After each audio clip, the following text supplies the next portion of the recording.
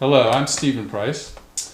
We're in the midst of the holiday season, so I'm going to read three pieces that reflect three different holidays. Halloween and Thanksgiving, which have recently passed, and Christmas, which will soon be upon us. So the first piece that I'm going to read is a short story by my 14-year-old niece, a budding young writer who lives in Colorado. And this is a kind of a scary story that I believe she wrote as a class assignment. The story is called The Work of Fairies, and it's by Hadley Smith.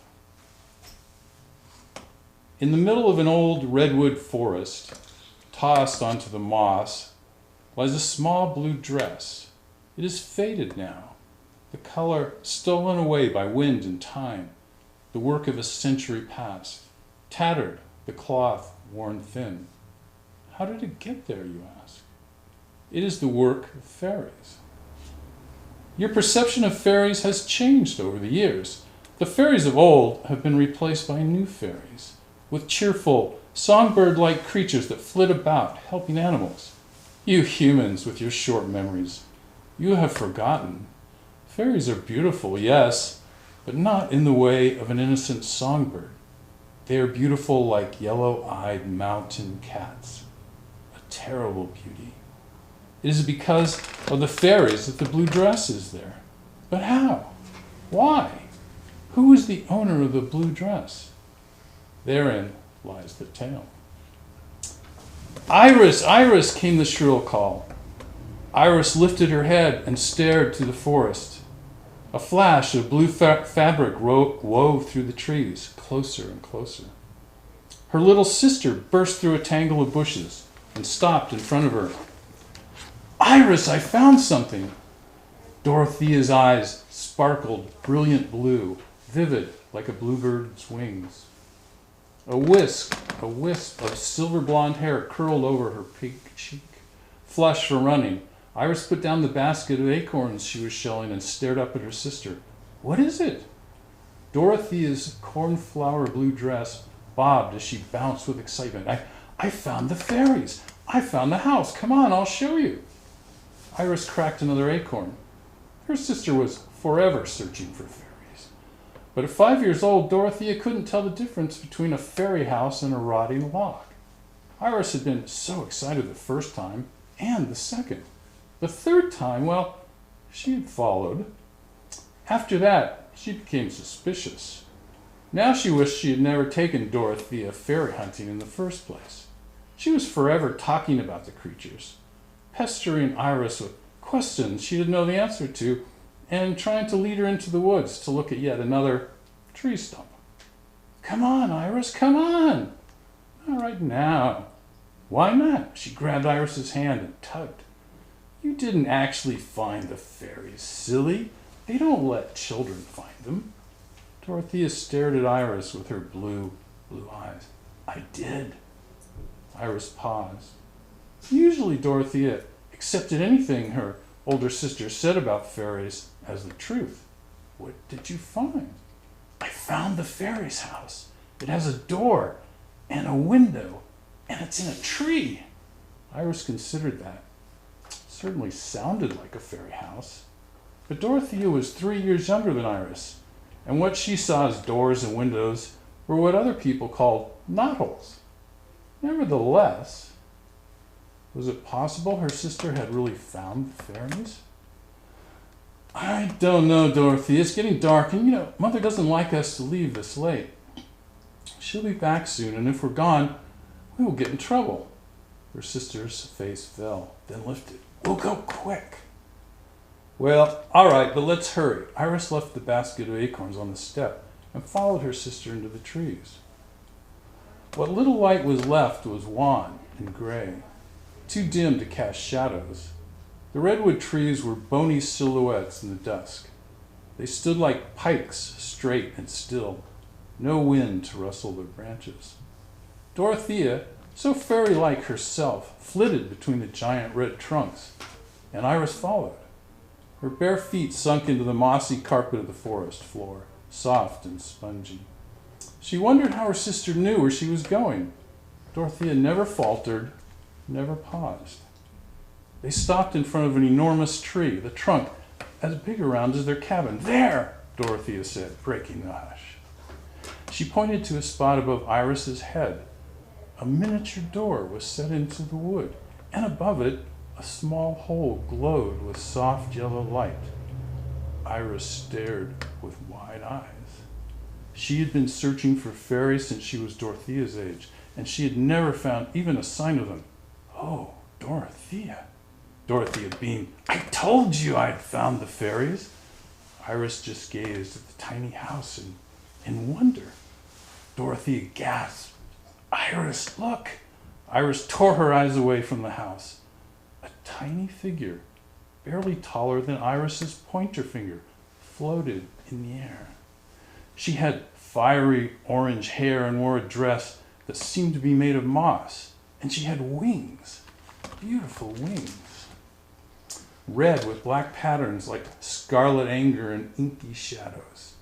She looked at them and snickered, covered her mouth with a tiny hand, and then she turned and floated in the other direction. Dorothea started to run after her, but Iris grabbed the back of her blue dress. "Don't do that, you'll scare her. Go slowly," she whispered. Dorothea nodded. They followed the fairy through the forest, the carpet of moss absorbing the sound of their footsteps. They sped up, but the fairy did too, remaining tantalizingly out of reach. Iris wished she could turn around. She wanted to see the fairy's face. Another figure drifted over to the first fairy. This one had flowing black hair and wings the color of poison ivy. They stopped and turned finally and stared at the sisters. They laughed, and the green-winged fairy smiled, but it was a disturbing, unfriendly smile. They turned as one and flew in the other direction, faster this time. Iris began to run. Her breath came faster, and she called out, "Wait!" But the fairies didn't slow down. Dorothea, smaller and younger, was a few paces behind in a dead run. Their feet pounded into the moss, and they wove around ferns and red trunks. The fairies sped up. Iris ran faster. Her legs began to burn. After all these years of searching, she could not lose them. Dorothea was falling behind, but Iris kept sprinting, chasing the sparkling wings. An exposed root sent Iris sprawling. Dorothea dashed past and kept running too, focused on the fairies to notice.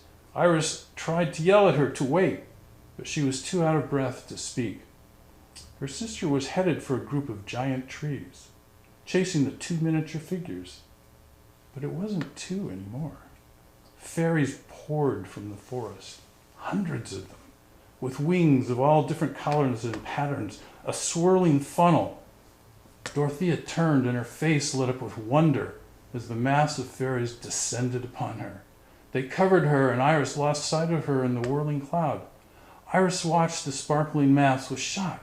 What were they doing to Dorothea? Was she all right? Her panic grew until she finally yelled, "Stop!" And they did. They rose as one.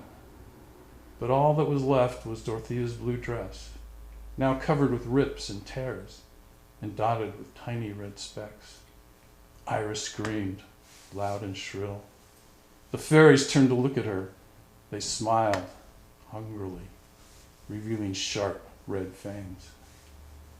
Now you know, and you are one of the few who does. You may scoff, say that fairies don't exist. Go ahead. Many would agree. Some say there were fairies once, but they are gone now, driven from the forest by humankind. Others disagree. They say that deep in the forest, fairies still feed. Sort of story by my niece. She has some talent, I think. The two next pieces I'm going to read are poems by Billy Collins. Billy Collins was the poet laureate of the United States from 2001 to 2003. And a New York Times writer writing about him had dubbed him as the most popular poet in America. So this part of my reading is dedicated to my good friend Lisanne, who turned me on to Billy Collins' poems. So the first one is a Thanksgiving poem, and it's called The Gathering. Outside, the scene was right for the season.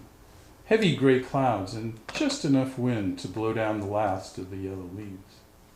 But the house was different that day, so distant from the other houses, like a planet inhabited by only a dozen people, with the same last name and the same nose, rotating slowly on its invisible axis. Too bad you couldn't be there, but you were flying through space on your own asteroid, with your arm around an uncle. You would have unwrapped your scarf and thrown your coat on top of the pile, then lifted a glass of wine as a tiny man ran across the screen with a ball. You would have heard me saying grace with my elbows on the tablecloth, as one of the twins threw a dinner roll across the room at the other. And my last piece is another Billy Collins poem, a Christmas poem called Christmas Sparrow. The first thing I heard this morning was a rapid flapping sound, soft, insistent, wings against glass, as it turned out, downstairs when I saw the small bird rioting in the frame of a high window, trying to hurtle itself through the enigma of glass into the spacious light. Then a noise in the throat of the cat, who was hunkered on the rug, told me how the bird had gotten inside, carried in the cold night, through the flap of a basement door and later released from the soft grip of teeth. On a chair I trapped its pulsations in a shirt and got it to the door, so weightless it seemed to have vanished into the nest of cloth. But outside, when I uncupped my hands, it burst into its element, dipping over the doormat garden in a spasm of wing beats, and then disappeared over a row of tall hemlocks.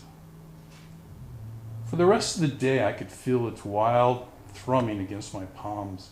As I wandered about the hours it must have spent, pent in the shadows of that room, hidden in the spiky branches of our decorated tree, breathing there, among the metallic angels, ceramic apples, stars of yarn, its eyes open, like mine as I lay in bed tonight, picturing this rare, lucky sparrow tucked into a holly bush now, a light snow tumbling through the windless dark.